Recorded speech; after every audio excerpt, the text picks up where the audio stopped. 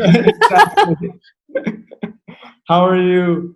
Yeah, I'm good, thank you. That sort of makes me feel homesick. Yeah, I was like, I can I have to put I that. can see my seat in that Really? picture. Where is it? I don't know how to describe it to you. Is it on this side? It's on your left-hand side, behind you. That side, yeah. And if you go like this with your finger, up a little bit. Right there. This way. Somewhere there. Basically there, yeah. Okay, cool. How are you? How's everything? Yeah, good, thank you. Miserable, freezing cold summer's day in London. Yeah, it's awful. I went for a coffee with a friend earlier and we were sat in like raincoats and jumpers and scarves, just being like, why do we live here? I mean, a few weeks ago, I saw the weather in London looked great. I was jealous. But I guess you guys have strange weather out there. They like to keep you on your toes, you know? We don't like it to be too predictable. That would be boring. So yeah. So yeah.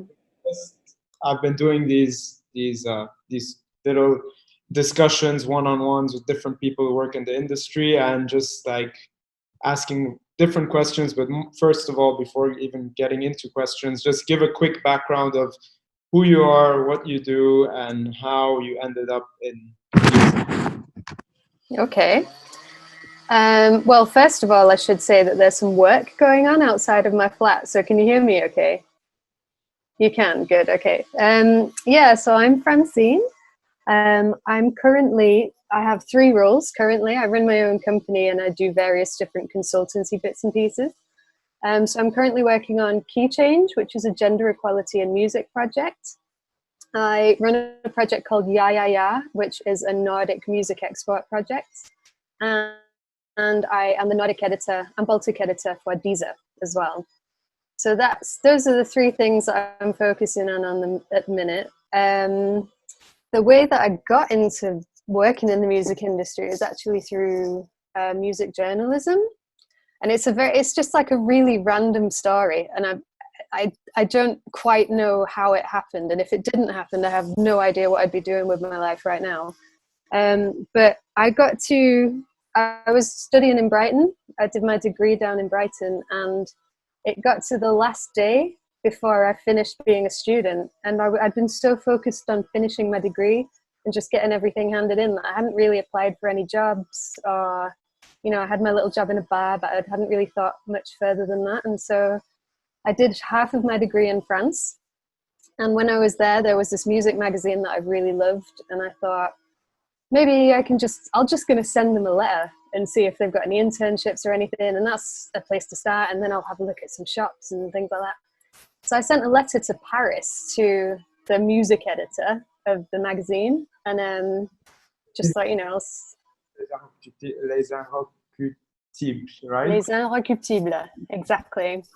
Yeah, so I sent a letter, because this was in email times, but this is when, if you were applying for an internship, you sent a proper letter and all that kind of thing.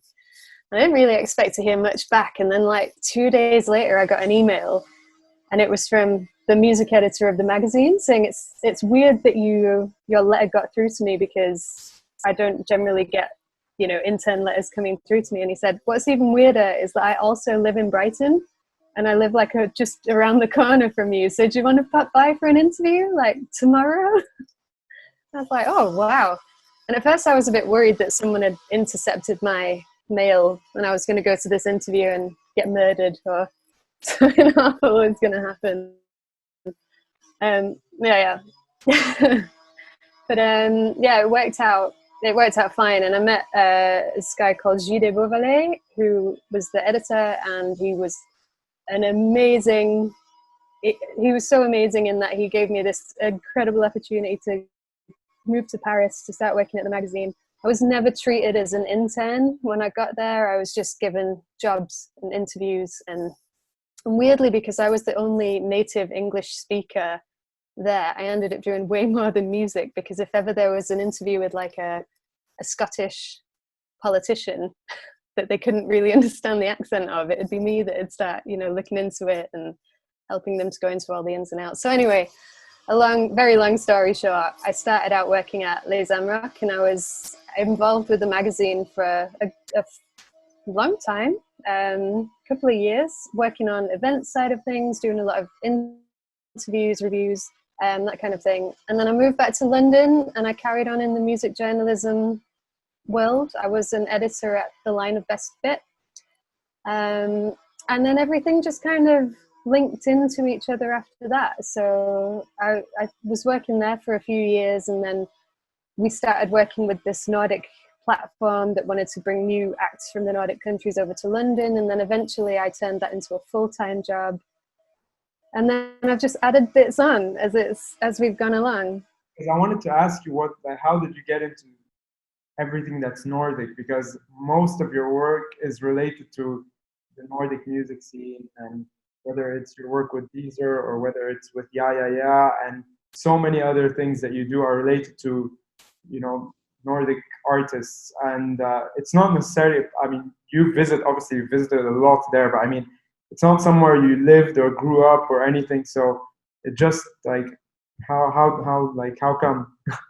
It's it's just a bit of a random answer, because when I was working, so when I had that very first interview in Brighton, one of the things that me and the editor Jide bonded over was Iceland.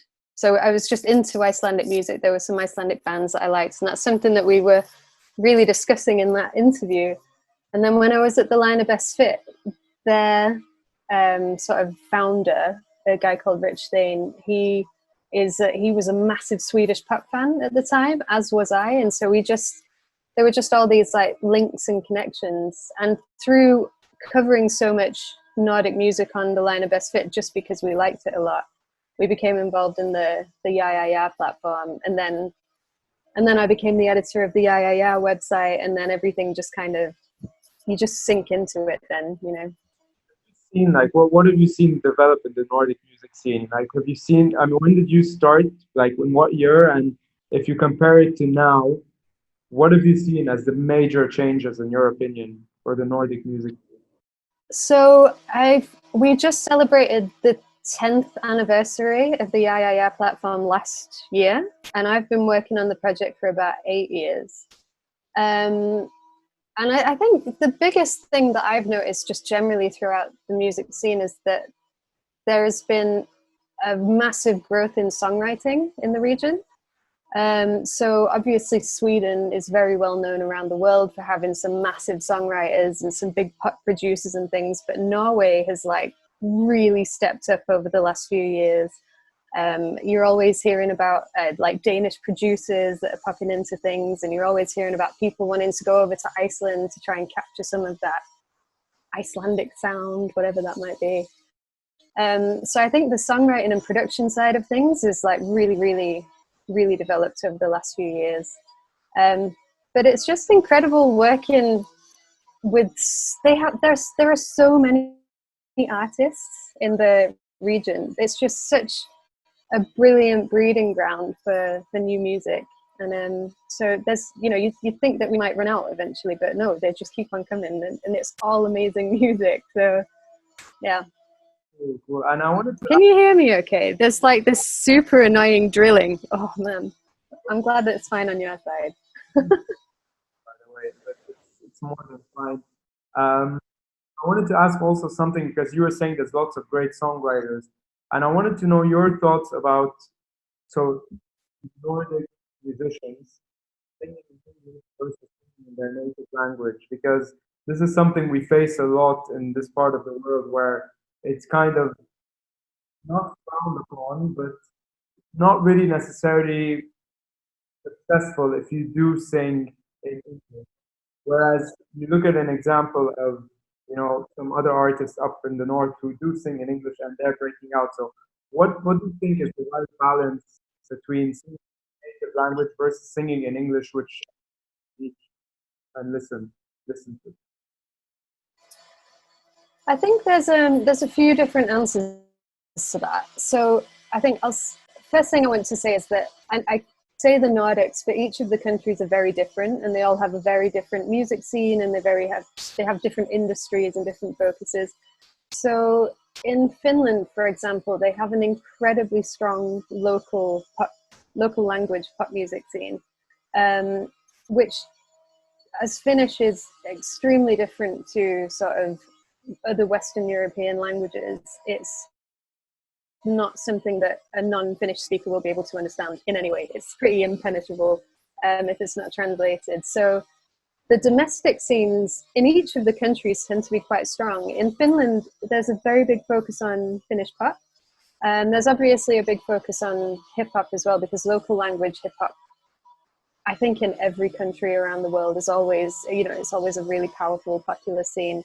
And we definitely see that in the rest of the Nordics. And then you go to Iceland, which has this, again, it's an extremely different language to the languages that you'll find throughout the rest of the Nordics. But in Iceland, people seem to be allowed to sing in their own language, and it transports around the world. Whereas in the other countries, it's a lot harder to sing in local languages and then market it outside of your sort of country boundaries. But in Iceland, it works. So and that's why here in the Middle East, I mean, similarly to the Nordic nations, here the whole Middle East is put into one big bubble, and each country is so different from the even the Arabic we speak is so different from one country to the other.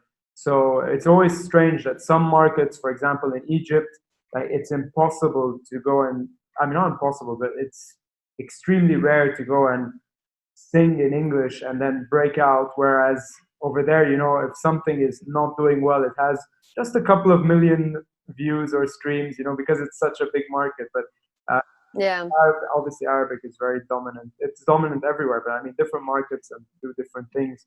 And so you've worked with a lot of artists from the Nordic region and everywhere actually, but how come you've never gone into managing artists, or have you?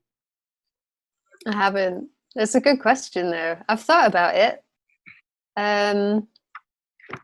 I just never have. I've just never had the right opportunity, but I'm absolutely not saying that it won't ever happen. I think I honestly think that management is the hardest job in the music industry, but I think it is also one of the most gratifying when you get to develop a project and an artist and see it, blossom into the final thing that it's supposed to be.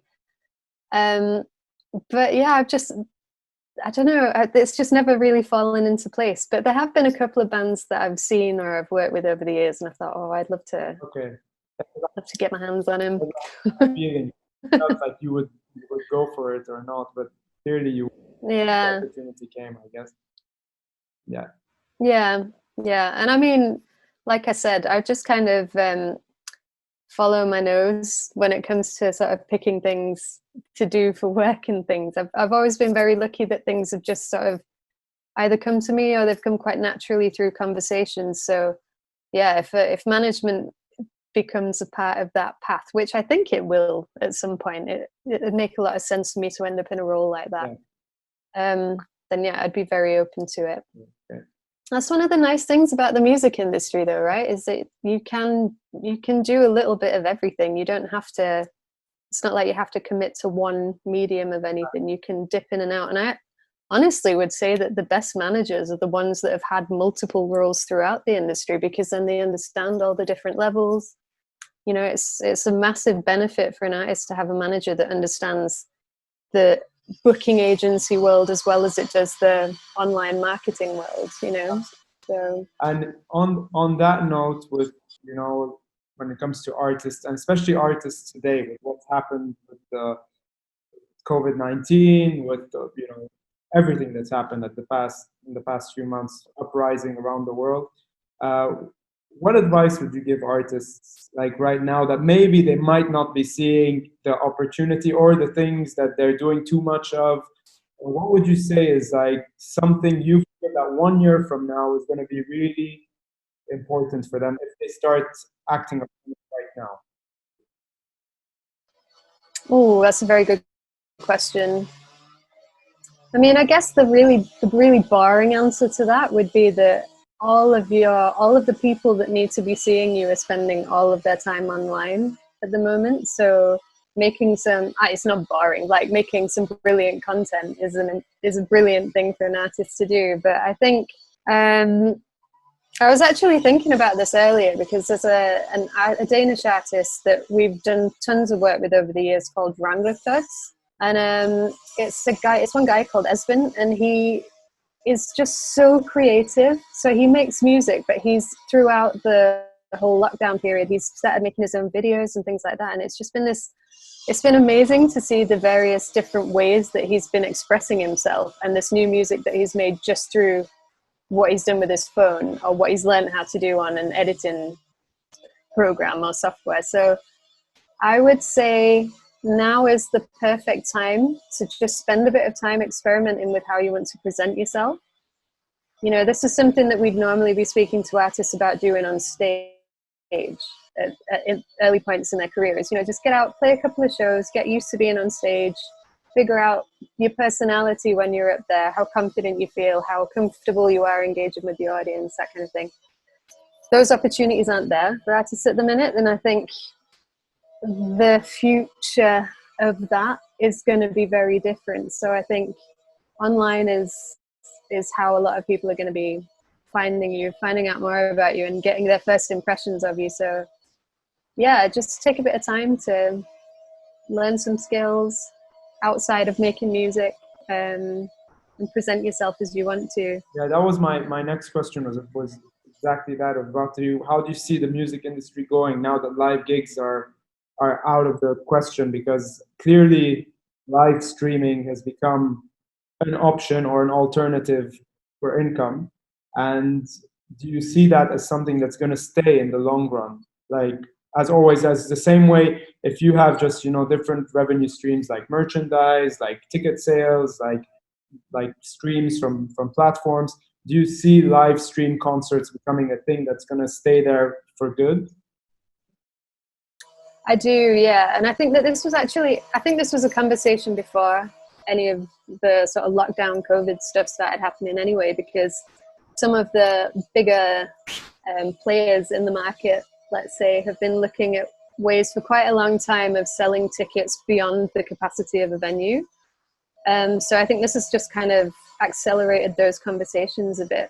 But yeah, I mean, maybe it's an interesting thing to think about, like how much this format's going to stay afterwards. And if you think about like the position of music videos in the world now, like music videos used to be as big an income for an artist, like, sort of 6 or 7 years ago as streaming platforms were.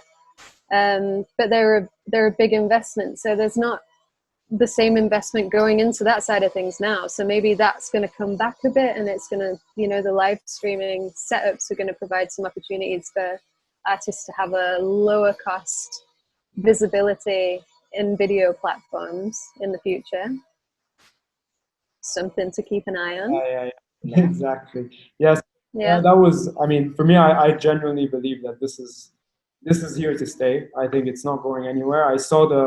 I keep bringing this up, the BTS concert where they made $20 million from their from their live stream, which is more than any other actual live concert has ever made before in history, which you just start wondering, like, where is this going, But yeah. I mean, if the question is raised where if they did that this month, does it mean that next month, if they pull off the same concert, they're going to get the same people? Was it one concert, all their fans were streaming on it? Or like, is it that's where I wonder. So I don't know if you have any thoughts on artists being able to create different type of live content. I'm not sure if that's possible given how much music they have. It's limited at some point. I mean, I think this opens up so many possibilities, doesn't it? And if you think about some of the mad technology that people are creating, it won't be that long before people can create such an immersive concert experience that you feel like you're there, which is sort of amazing, but it's sort of awful because people are just going to be sat at home on their screens all the time. It's going to be like these futuristic films that you see where people don't need people anymore. And, I'm not sure that. I think there's still I hope still not. it's still, I don't know. Even if I don't think we're ready to adjust to that point, because even the actual machine of VR it's been around for like 5 or 6 years, if not more, and it hasn't like blown up the way people thought it would. Yeah. I'm always skeptical about it because the reality is still too strong compared to a machine like covering your face the whole time. So Yeah. Well, I hope so. I hope that that's the way that this is going to go, and I hope that there's not a big gap in us having to stop live productions to us being able to redo them in their full format again, because I worry that people will lose the confidence to be out at concerts and sort of not forget how to enjoy them, but just won't be able to relax in the atmosphere anymore. Obviously, we need to leave plenty of time to make sure that it's safe and accessible, but at the same time, people get nervous if they're away from something for a long time. So, yeah. another thing I wanted to ask you was regarding your work with Deezer. So I've been with Deezer now only a couple of months, and so the whole streaming thing is not new to me, but working within a streaming company is new to me. And I've seen the importance that editors have in terms of creating playlists and the role that they have. And I wanted to know, what is it that makes you choose artists to get onto playlists? Like what I mean, obviously there's definitely subjective taste, but I mean, is there different things that make an artist stand out for you, even if they're not really popular or something like that? I think the editors at Deezer are very fortunate in that we're not told what we have to put into any playlist. It's very much based on, obviously we look at data and we look at what's streaming well and what will work well, and bring in some good numbers on whichever playlist it is that we're putting together. But when it comes to the actual programming of it, there's nobody there saying we have to put this amount of Universalized in this week, this amount of Sony artists, which I think at other streaming services has historically been the situation. So I do basically just listen to stuff, and if it's good, it goes in, and if it's not, it might go in somewhere else. It's not that something's not good, but it might not be relevant for a particular playlist, but then we might have a more niche playlist where this certain thing can go. So one of the things that I really enjoy is just being able to cover a really vast array of music, include a ton of different stuff, and try to fit some surprising things into playlists as well. So every Friday we have a new music, like new releases playlist that comes out, and obviously I'm going to include the biggest pop and hip hop releases of the week. I will do that. But then there might be some sort of really niche Swedish indie band that's released something as well. And as an editor at Deezer, I am perfectly at liberty to be able to include that in there if I think it's going to be enjoyed by the consumer. So I like that. My question is, so in those playlists, let's say you're doing a new playlist, it has the biggest Swedish artist or Norwegian artist. If someone like, I don't know, Katy Perry has a new song, maybe you're going to put it in there, probably. But what are the odds of you putting a song that's so in English and that's performed by, I don't know, a South African artist? Is this the sort of thing that could work? Is it the sort of thing that you would actually look into? Because this is where I always find it a bit tricky for editors, and I think it's a challenge for you guys because you have to cater to an audience for a certain region, and you have to pinpoint where potentially a song from a completely different side of the world might relate to this whole region listening to this playlist. So I wanted to something that you guys do in general. Do you think like, yeah, I heard this song from, I don't know, from Argentina, and I'm like, I'm going to put it onto this list? Yeah, so basically, Deezer has a worldwide group of editors. So we have people working in tons and tons of different countries. And we were all in touch with each other. So we'll quite often have somebody just be like, oh, I've got this song. It's a local artist. It does really well here. Hasn't really done anything abroad yet, but the song is massive. Like, please have a listen, and please, let me know if you would consider sticking it in a playlist somewhere. And as the Nordic editor, I often have artists that I think will work really well in other markets. So it's just about having conversations throughout the team. But yeah, definitely. I mean, that's what we're here to do, isn't it? The streaming world can bring the world together. We can put all of this stuff together. Music is more accessible than it ever has been, and I feel a bit of a responsibility as an editor to make sure that it's in front of people. You don't have to dig to find new music jewels from around the world. It will be presented to you. And yeah, I think that the interesting part after that is how to make the listener keep listening to that artist and to keep exploring what's going on. Yeah. And what's a bit sad in the current streaming world, or like streaming habits, is that people just dip in and out so much, and you don't really get to know if they ever, you know that if you've had like a repeat listener come into a playlist and things like that, but you don't necessarily know if they've fallen in love with the artist and if it's something that they're chasing up on. So I guess that's where the social aspect of streaming services and everything comes into play. Absolutely. But yeah, I think that feedback is great, to have that human feedback as well as the data. Yeah. And yeah. Moving on from the streaming world, you said you work with Keychange. Mm-hmm. I want to know what's your role with Keychange, first of all, and I want to know I want to know your thoughts on how it's evolved over the past couple of years. And I asked this to Magdalena, who's also a part of Keychange, and I told her, what do you think that us men in the industry are doing so badly that we have to rectify, whether we know it? And I want to see how what you can tell us about this, knowing that some people still don't know what changes, of the few people who might watch this. So if you can tell us. Yeah, so my role within the project is as the outreach coordinator. So Keychange is a gender equality project that is funded by Creative Europe, and it's run by various charitable organizations and festivals throughout Europe and Canada. So it's got a lot of partners.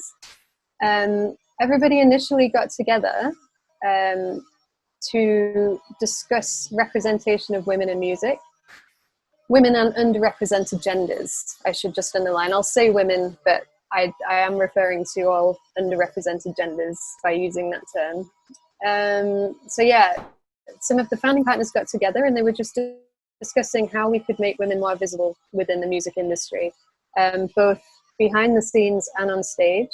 So the initial thing that became the Keychange project was a pledge, where we asked or encouraged music festivals to program at least 50% underrepresented genders on their stage, as well as men.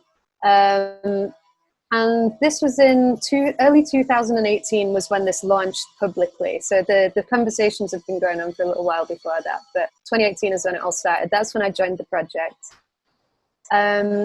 And initially, the response was mad at first, because you either had people being like, this is amazing, because we really noticed that we're not getting many women booked to our festival, but we've never really known what to do about it. So it's great that we now have this framework and we can figure out, we can count and we can see how well we're doing. And if we don't like how well we're doing, we can change it next year.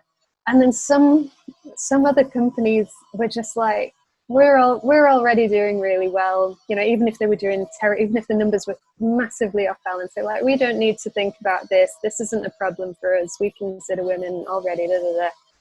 And the majority of people that responded like that absolutely hadn't given this any thought at all, and they became quite jarring conversations, because we'd be trying to be really encouraging and supportive and just ask questions and get them thinking about the question. And sometimes you'd just be met with a bit of a brick wall. But what's been interesting over the last, I guess it's almost 3 years that I've been on the project, is how some of those conversations have completely flipped in that time. So I think how much of it has changed in that time, because I think, especially these days, it would be really frowned upon if they didn't abide to, this, which is now a common, like, it's well out there. It's a common conversation to have. Absolutely. And I think the very important thing that I think Keychange has played a massive role in doing is raising public awareness of the imbalance of men and women across festival stages. We've expanded the pledge, which I'll come back to in a second. But if you think about like when Reading and Leeds do their announcements, like a couple of years ago, somebody did they blanked out the Reading poster and they took out all artists that didn't include at least one woman, and there was hardly anything left on the poster. And that's become such a common practice now, that I think a lot of festivals will now sit down when in the booking process and just be like, is this a representative lineup? If it's not, what should we be considering? And I mean, we're talking about women in this conversation, but obviously people of color should be a huge part of this conversation as well. It's not, I'm working on a gender equality project, but intersectionality is a huge part of what we're doing and what we're speaking to festivals and music organizations about. So yeah, that's my role at Keychange, is to reach out to people and to start asking those questions and getting these conversations rolling, getting people thinking about whether the board members of their organization are all men, and if there is something that they can do. When they start looking for the next person that they're going to hire or bring in, maybe they should strongly consider diversifying at that point. So yeah, so that's me. I think it's really important, because for me it's an important thing. And as I mentioned to Magdalena, and I've mentioned this to many friends who are a part of this project, that as a man, the only thing I can do is be a strong ally. That's what I can do, and to spread the word. To spread the word when I can, to point it out when I can, and as someone who has a platform, to actually implement this on my platform. Exactly. Yeah, I think a proactive ally is what is needed. Yeah. And there's two things I want to bring up. So actually, first, the question before bringing up those two little points on this is, what do you think men in the industry should be doing, and what we've done wrong versus what we should be doing and doing the right way? I'm not going to say that anybody's done anything wrong, because I think that the industry just has systemic problems, and I think it's the history of it. The people that have been working in it for a very long time have kind of created this environment at the minute where there are a lot more men than women. And so I think that the biggest and most important thing that men can do is just to be very, very aware of that imbalance, and to make sure that they're doing whatever they have the power to do to redress that. So I just mentioned hiring policy, and it's so important that if, let's say, you have like a head of A&R and he's got 10 people on his team and 9 of them are men, when he's hiring that next A&R, he can't hire another man for that position, because there needs to be some balance. There needs to be representation. And if your entire team consists of people that have a similar background, similar opinions, then you're not representing your entire audience. You're not representing the wants and needs and desires of your entire audience. And so it will serve your business better to be more representative within the people that you're employing. So yeah, so I don't think it's not necessarily, I'm sure, it's not necessarily something that people have done wrong, but it's about embracing and encouraging change, and just making sure that it's not a trend thing either. You know, it's not like, oh, in 2020 we're going to think about women, and then next year you think about something else. This needs to be happening in every conversation all the time, and until you look around your boardroom, or you look at your festival billing and you are comfortable that you've represented everybody, you've represented the best talent that's out there, whilst representing all genders, all people of color.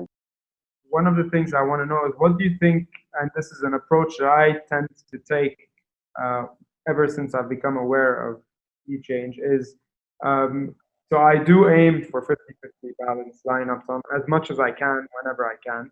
And I don't put it out there in the sense that I don't go and say, oh, look, I did the 50-50 balance thing. And I'm even more tempted to eventually do, you know, entire female lineups without it being mentioned, entire female lineup. Because I think that's something that always gets mentioned when it's a full female lineup. They're like, oh, check out the full female lineup. And you're like, well, when there's a full male lineup, we don't say, oh, check out this full male lineup. So there is this part of me that's always like even now, in a couple of, I think in a month from now, I'm supposed to do my first gig, organizing my first gig back with 4 artists, and I've chosen not based on gender, based on ability, and it so happens that the 4 of them are women, and I'm just like, I'm not gonna go and say, oh look, we had only 4 women.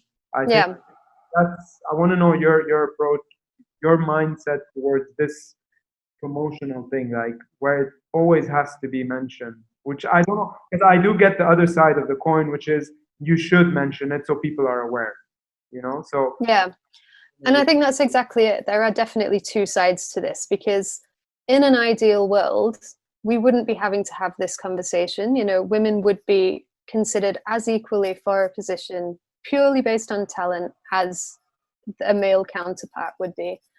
That's not the world that we're currently living in, however, and so we do need to have projects and structures in place that will shout about the best new women talent, talent of underrepresented genders. You know, we need to have somebody there highlighting that these people aren't getting the same opportunities currently. But then there is the risk that, and I've had this conversation with a lot of women artists that I work with, that they don't want this to be tokenistic. They don't want to be booked because they're a woman, and which is completely understandable. You know, these are people that have been working their entire careers to be respected as musicians and as creators, and no decision should be made on the gender. However, at the moment, the conversation needs to be, I think when a booking comes in, that artist just needs to look at it and see if it's a genuine offer, or if they feel that they are just being booked to make up numbers. And if they're being booked to make up numbers, then that's not necessarily an opportunity that they want to take. But if they're being booked to make up numbers by a festival that really loves the work that they're doing, and they're trying really hard to be more representative, then this is a time that we need to be a bit sympathetic to that conversation.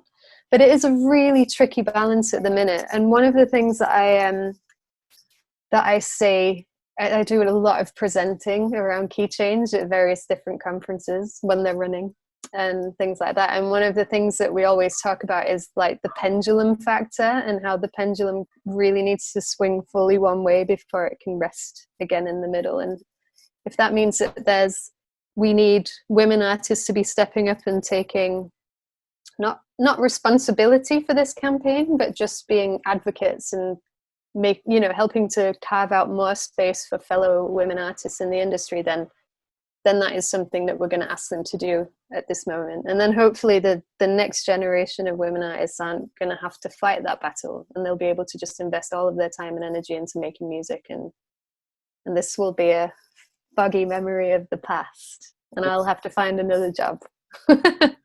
But that's, that is the aim of this. So the aim is that we shouldn't really be there anymore. So, yeah. every time you end the sentence, it's actually leading on to my next question without me even saying anything. And It's almost like we scripted this. that Your background, my cup. was related to football, obviously. So you're Now we're getting to it. a football fan, and obviously music and football were the two first things to go when COVID-19 happened, because they're the ones that gather the most people. And I wanted to know, given your passion for football, is it something you would like to work in? And if yes, uh, where and how? Or would you like to keep it as just strictly a passion thing that you love, where you don't need to think about making ends meet due to this thing that we love? I'm gonna go for answer B. I'm gonna keep it as a passion project purely because I am so passionate about my terrible football team that I don't think I could emotionally stand to live my life as a closer part of it than I already am.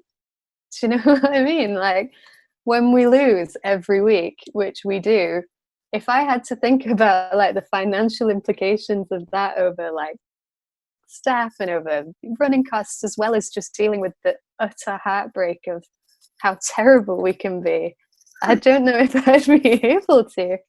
For people who don't know, she's a Huddersfield Town supporter, born and bred, Yeah, and it's that's the mothership right there behind you. because I've always wondered if it's something, because I feel that I'm so irrational when it comes to football, Yeah, either in watching it or when I play it, and I'm just like, I would never be able to make sense of this thing as a business. Like I'm too emotionally involved, even if it's not my team. I'm just too emotionally into it. That just doesn't make sense for me that to that's yeah, a business thing. So absolutely. And I think that, yeah, and I'm bewildered by the football business as well. I just don't. The numbers just seem completely otherworldly to me. I don't understand how it works. I try to not learn how it works because I feel like if I knew, I wouldn't like the football world as much. It seems like a very sinister and scary place. And to me, this is just a very pure yeah. escape every week. You know, it's something that I do with my family. It's something that I talk about every day with my friends. You know, it's not. I worry that if you work too closely to it, that it'd kill your passion for it. And I think what's different with music, I don't know if you agree with this, is that like if you're putting a show on in music, then it's always a different experience because you've always got work concerns. So if you've got a band on stage, you're constantly worried about production, you're constantly looking at fire exits and security and things like that. But you can still enjoy what's going on because there's a performance being delivered. It's probably someone that you love if you book them. Whereas with football, it's just heightened. There's like you don't know what the outcome's going to be, and you'd still have all of these other elements to think about. And I just couldn't deal with it. It's stressing me out just thinking about it. So I think I don't. I always think of it. I'm just like, I would rather keep it as it is till the day. The fun thing that I do in my life. I watch football, I play football, and I'm like, let it stay like that till the end of time.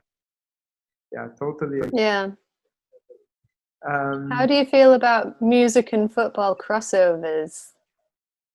I don't know if You know? because that was what I was about to ask you. I was about to, what do you think, how they could end up working together one on one, and where do you see that? What opportunities do you see there? Because I've always felt that there is a way for it to be intertwined. Yeah, I think that in terms of culture, football and music can definitely be intertwined. And the biggest example I always turn to is Argentina, because Argentina has such a strong culture in their music and in the way they incorporate that in the chants of their clubs over there. And I always see that as like the example, and I really believe that's why if I go to Argentina, I'm never back ever again, because it's too much to see football and music to that extent everywhere. It would kill me. So, what do you think about football and music working? I mean, I'd love to see more of it. I think there are such parallels between the music, the music entertainment world and the football entertainment world.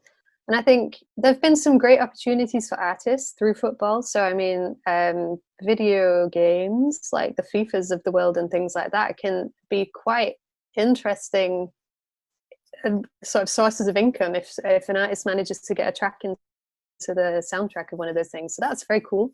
But yeah, I'd love to just see a bit more of a crossover of like teams putting playlists together and just like, although when all of the lockdown stuff started, my terrible football team, they hadn't got anything to put on social media, and so they got all of their players to put playlists together, and they were just horrendous, which makes me think that there's an opportunity for education here. Like, we could be putting cool playlists together. You've got, in that beautiful stand in that ground behind you, you've got 28,000 seats that get filled up every weekend. You could be playing some amazing new music to, like, before people come in, as they're settling in. And for a lot of people that go to football games as well, like, what they hear over the tannoy is the only access that they have to popular music. So there's like loads of old guys that sit around me that love that Calvin Harris, Dua Lipa, One Kiss song. They'll all be like dancing around, but they've never really heard it anywhere else. But it's just opening up to a different audience, and I think there must be some really fun things that we could do with it. Definitely, I totally agree, and that's why I say I put it in the culture box, and I'm like, that's how to do it, because the culture of Huddersfield, for instance, I only know of it through you and what you post and how you guys get to the game and the little things you do every week. So that's a culture. That's something that I think definitely deserves a soundtrack to it. So yeah, absolutely. Yeah, I agree. Anyways, it's been a pleasure as always. Oh, lovely to talk to you. Last time we met was actually we were watching Champions League game, the Tottenham Man City game. That was intense. Yeah, that was intense. Yeah. No. And we did a football, and we went to an exhibition before that. We went to a Women's World Cup painting exhibition. Exactly. Yeah. So hopefully we'll be doing that sometime soon. And I hope so. Yeah. The airports allow us to travel properly and things calm down. So definitely. Yeah. So again, fingers crossed. And I hope to see you very, very soon. Likewise. Lovely to talk to you, as always. And we'll get you to that ground one day soon. Yeah. It'll happen. Thank you. All right. Thanks, Anthony. See you later. Bye.